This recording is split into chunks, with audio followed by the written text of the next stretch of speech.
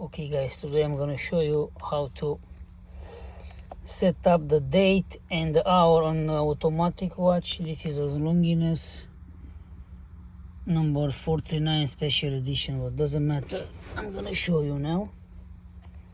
So first thing, so this watch I didn't wear like a couple of days, so today is 26th, but I'm gonna pull one time and after we're gonna pull the date 25, and after stop we're gonna pull one more time, and after we're gonna change the day by hour.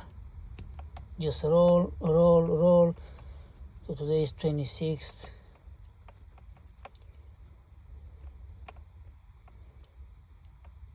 Yes, so 26th, yeah, and the date now is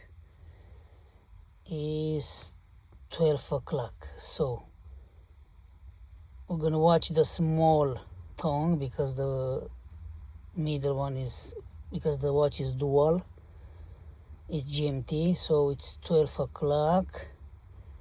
Okay, 12:01 we're gonna put. Now we close, roll 15 times, 20 times, a little bit, and you can see the second it's ready to go.